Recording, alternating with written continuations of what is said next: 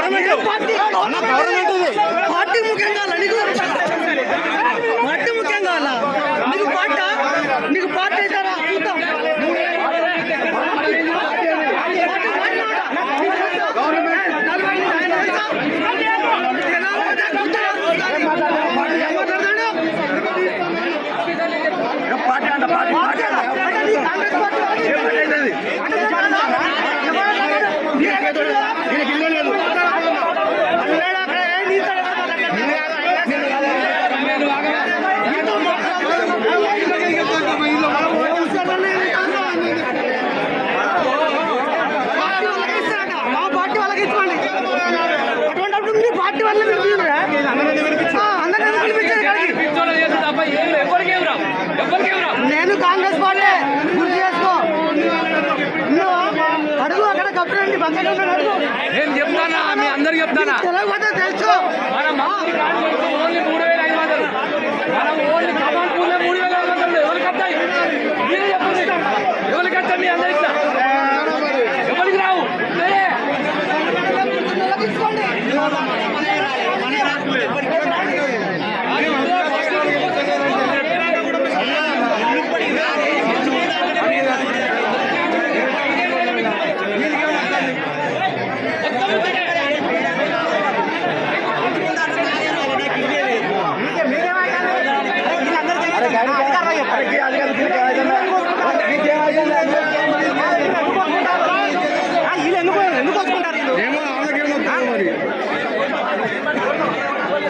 మీరు ఎందుకు వచ్చుకుంటారన్నా మరి మీకెందుకు మీరు సెపరేట్ కూర్చోక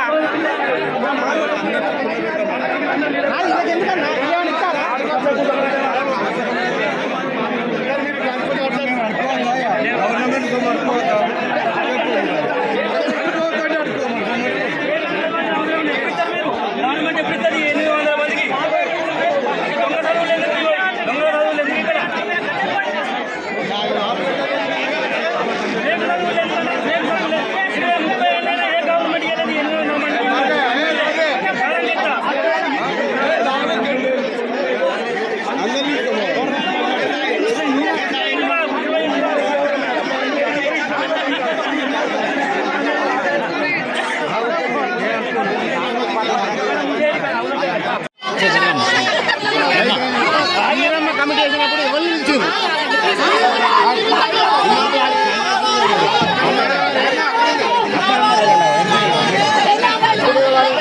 అక్కడ ఉన్నది మేడం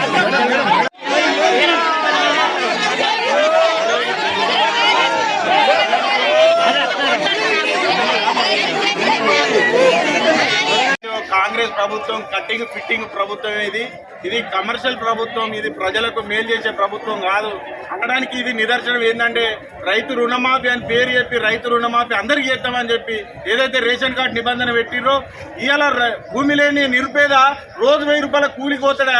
వాళ్ళు ఎప్పుడో నువ్వు ఇచ్చే 200 రూపాయలకు ఉపాధి హామీ పథకం ఎందుకు వస్తాడు? ఆ ఉపాధి హామీ పని నిబంధన పెట్టడమే వీళ్ళందరికీ ఎగ్గొట్టే కార్యక్రమం. ఇది ఎగవేతల ప్రభుత్వమే తప్పితే ఇది సంక్షేమ ప్రభుత్వం ముమ్మాటికి కాదు.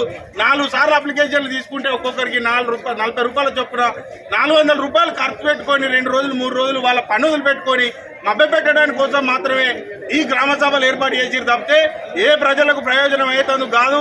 ఇది ప్రజా ప్రయోజన ప్రభుత్వమే కానే కాదు. ఇది ప్రజా వ్యతిరేక ప్రభుత్వం, ప్రజల నుంచి తీవ్రమైన వ్యతిరేకతను మూటగట్టుకున్న ప్రభుత్వం. ఈ ప్రభుత్వం ఎక్కువ రోజులు కొనసాగదా ప్రజాగ్రహం ముందు? మరి ఈ ప్రజాగ్రహం చూస్తుంటే ఇది మరి పూర్తి స్థాయిలో తమ అధికారాలు ఉపయోగించుకుంటుందో లేదో కూడా ఒక తెలియని పరిస్థితుల్లో అయోమయంలో ప్రజలు ఉన్నారు. గ్రామ సభ నిర్వహణ కార్యక్రమానికి 3 రోజుల వ్యవధి అయిందా?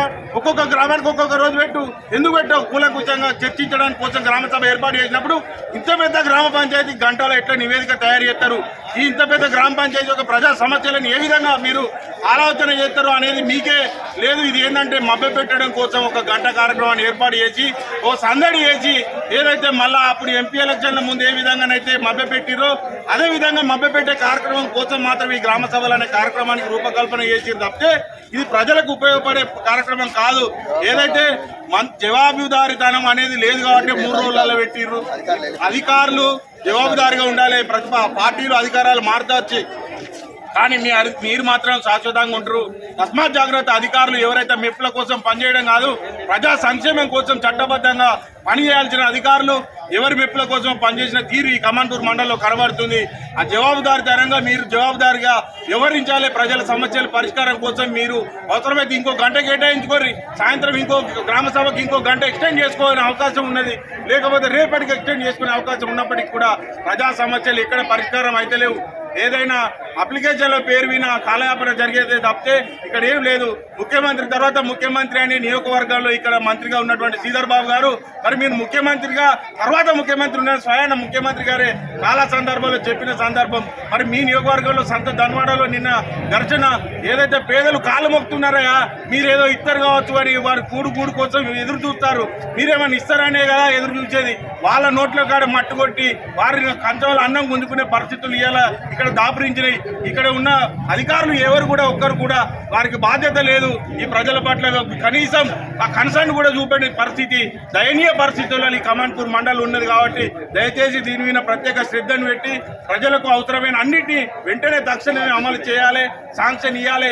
3,500 ఇల్లు ఒక నియోజకవర్గానికి అన్నప్పుడు ఒక కమాన్పూర్ మండలికే 1000 శాంక్షన్ ఇస్తామనడంలోనే వాళ్ళ డొల్లతనం బయటపడ్డది. ప్రజలను మభ్యపెట్టడం కోసమే ఇప్పుడు స్థానిక సంస్థల ఎన్నికల్లో 4 ఓట్లు డబ్బాలో రాల్చుకోవడం కోసం తప్పితే ఇది ప్రజలకు ఉపయోగపడే ప్రభుత్వం కాదు. ఇది ప్రజా వ్యతిరేక ప్రభుత్వం అని బీఆర్ఎస్ పార్టీ పక్షాన నినదిస్తూ ఈ అవకాశం ఇచ్చిన అందరికీ ధన్యవాదాలు. మండల కేంద్రంలో ఏదైతే గ్రామ సభ జరిగిందో ప్రజాపాలన కింద ఆ కార్యక్రమంలో కూడా ఇవాళ అధికారులు చాలా విషయాలలో నిర్లక్ష్యం వహించారు. ముఖ్యంగా ముఖ్యమంత్రి నివేదిక చదవాల్సి ఉండే అది చదవలేదు. విధి విధానాలు ఏంటో చెప్పాల్సి ఉంటే అది చెప్పలేదు. అంతేకాకుండా ఇవాళ అర్హులు అని ఏదైతే లిస్టు చదివిర్రో రేషన్ కార్డుల విషయంలో కావచ్చు, ఇందిరమ్మ ఇండ్ల విషయంలో కావచ్చు, చాలా అభ్యంతరాలు ఉన్నాయి. అందులో ఒకట వాళ్ళు ఏదైతే ఇలా గమనించినట్టయితే అధికారులు ఏదైతే అప్లికేషన్లు ఇచ్చారో ఆ అప్లికేషన్లు అన్నీ చదవడం జరిగింది తప్ప వాళ్ళు ఇక్కడ ఏడ కూడా సర్వే సరిగ్గా చేయలేదు, సరిగా ప్రకటించలేదు. ముఖ్యంగా తీసుకున్నట్టయితే చాలా అర్హులని చెప్పిన వాళ్ళల్లో కూడా చాలా ఇళ్ళు కూడా కాంక్రీట్ భవనాలు ఉన్నాయి. అదేవిధంగా 2 ఉన్న వాళ్ళ పేర్లు కూడా చదివారు. కావాలంటే మీరు ఇయ్యండి, ఆ కాంక్రీట్ భవనం ఉన్న వాళ్ళకి ఇంకో భవనం కట్టింది మాకేం అభ్యంతరం లేదు. 2 ఇళ్ళకు 3 ఇళ్ళు కూడా కట్టి అభ్యంతరం లేదు. ముఖ్యంగా ఎవరైతే నిజంగా ఎలిజిబుల్ ఉన్నారో వాళ్ళకి తప్పకుండా ఇవ్వాలి. ఇంకొక విషయం ఏంటంటే గ్రామంలో 900 మంది ఎలిజిబుల్ అని పేర్లు లిస్టులు అవుతా ఉన్నారు.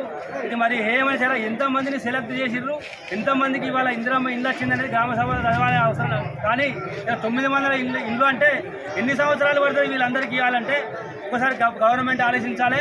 ఇది ఏంటంటే ఇలా కాంగ్రెస్ గవర్నమెంట్ ఇలా అధికారంలో దేశం మొత్తంలో కాంగ్రెస్ గవర్నమెంట్ ఎక్కడా లేదు కాబట్టి వాళ్ళు పతనం, దేశం మొత్తం వాళ్ళు పతనం అయిపోతారు. కాబట్టి ఎట్టి పరిస్థితుల్లో కూడా ఇలా ప్రజలలో ఉండాలంటే ఇలా ప్రజలను మభ్యపెట్టి ప్రజలను ఉచిత పథకాల పేరు మీద వాళ్ళని మభ్యపెట్టి ఏ విధంగా ఓట్లు వేసుకొని గెలవాలనే ఉద్దేశంతో ఇలా 6 గ్యారంటీలని చెప్పి ఇలా అధికార పాలన ఈరోజు మండల కేంద్రంలో చదివింది. నిజంగా కూడా ఈ రాష్ట్ర ప్రభుత్వానికి చిక్కుచేటని ఈ సందర్భంగా తెలియజేస్తున్నాం. ఎందుకంటే ఒక రాష్ట్ర ముఖ్యమంత్రి వారి యొక్క నివేదిక సమర్పించవలసిన అవసరం ఉన్నది. మరి ఈ రాష్ట్రంలో సంక్షేమ పథకాలు ఏ విధంగా అమలు చేస్తామో ఆ యొక్క ఫలాలు ఏ విధంగా ప్రజలకు అందిస్తారో అది కూడా ఆ నివేదిక ఈ ప్రజల ముందు చదివించాల్సిన అవసరం ఉండే. మరి ఏది చదివించకుండా ఈ ప్రజలను పంపిలో పెట్టి 900 పేర్లు ఇక్కడ చదివి ఇష్టారాజ్యంగా ఓట్లు దన్నుకునే ప్రయత్నం తప్ప ఈ రాష్ట్ర ప్రభుత్వం ప్రజలకు చేసేది ఏమి లేదని సందర్భంగా ఒక బీసీ సంఘం తరపున ఈ యొక్క ఆవేదన వ్యక్తం చేస్తున్నాం. ఏ విధంగా 600 మంది పేర్లను మీరు ఇందిరమ్మ ఇల్లు చదువుతారు? ఒకవేళ రాష్ట్ర ముఖ్యమంత్రి గారు ఈ యొక్క కాన్స్టిట్యున్సీకి 3500 ఇండ్లు చొప్పున మంజూరు చేస్తామని చెప్పడం జరుగుతుంది. మరి ఇక్కడ ఎలిజిబిలిటీ 600 మంది అని చదివినారు. మరి ఏ విధంగా ఈ 5 ఏళ్లలో ఈ కమాన్పూర్ మండల కేంద్రంలో 20 చొప్పున ఇచ్చినా కూడా 100 ఇల్లు ఇవ్వగలిగే శక్తి ఈ యొక్క రాష్ట్ర ప్రభుత్వానికి ఉన్నది. మరి ఇది మభ్యపెట్టే విధానం కాదా? మేమేదో ఈ ప్రభుత్వం మీద అవాకులు చవాకులు పేర్చడానికో ఫోటోలలో పడడానికో చెప్తాం. నిజమైన లబ్ధిదారులను ఈ గ్రామ ప్రజాపాలనలో ఎన్నుకొని మీరు బహిర్గతం చేయాలి. ఏసీ రూములలో ఉండి పేర్లు చదివించుకొని మరి వాళ్ళ కార్యకర్తలకు